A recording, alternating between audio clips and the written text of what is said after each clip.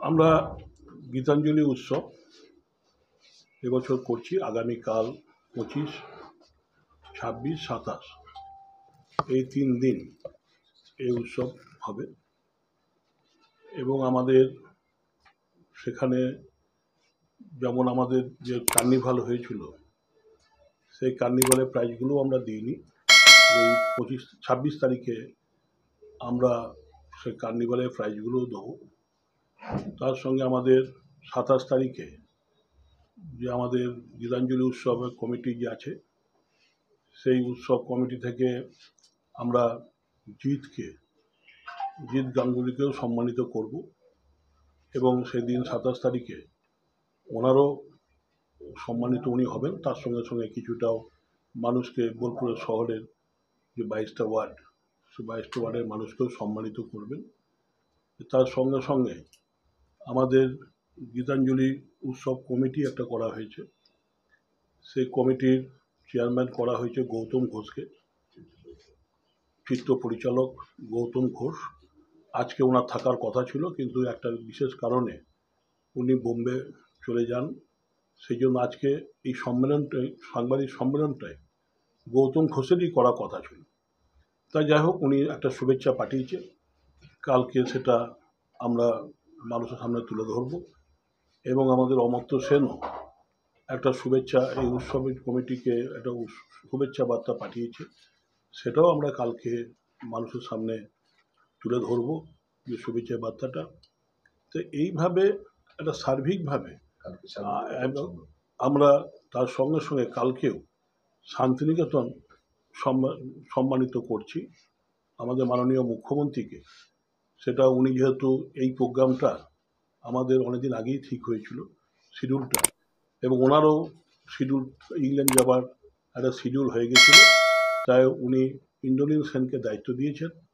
ওনার হয়ে ইন্দ্রনীল সেন উনি কাল আসছেন এবং এই সম্মানিত যেটা আমরা করব সেটা ইন্দ্রনীল সেনের হাতেই আমরা তুলে দেবো, একটা মানপত্র আমরা তুলে দেবো। তাই এইভাবেই কেন দিচ্ছি ওনাকে, যে ওনাকে দিচ্ছি এই জন্যেই যে বিশ্বভারতী যে হেরিটেজ, এবার নানাজন নানা কথা বলছে, কিন্তু আসল কাজটা যে মাননীয় মুখ্যমন্ত্রী করেছেন সেইটা মানুষের সামনে আসছে না। তাই আমরা ভেবে দিয়েছি, বিশ্বভারতীর অনেক বিশিষ্ট মানুষ তারাও আমাদের সাজেশন দিয়েছেন যে মমতা ব্যানার্জি মাননীয় মুখ্যমন্ত্রী যে কাজগুলো করছেন সেগুলো মানুষের সামনে যাতে আসে।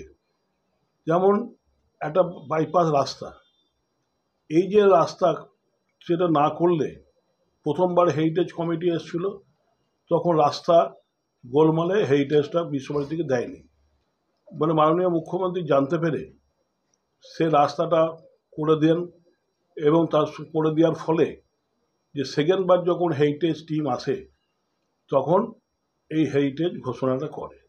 তো এই বাইপাস রাস্তাগুলো মাননীয় মুখ্যমন্ত্রী করেছেন এবং তার রিং রোড যেটাকে বলি আমরা, তার সঙ্গে সঙ্গে যে অমর্ত্য সেনের কে নিয়ে যেভাবে ওনাকে অপমান করা হয়েছে, বিশ্ব বরেণ্যের মানুষ ওনাকে অপমান করা হয়েছে, সেই সময় মাননীয় মুখ্যমন্ত্রী মমতা ব্যানার্জি ওনার পাশে দাঁড়িয়ে ওনাকে যে সঠিক যে তথ্য সেটা মানুষের সামনে তুলে ধরেছে।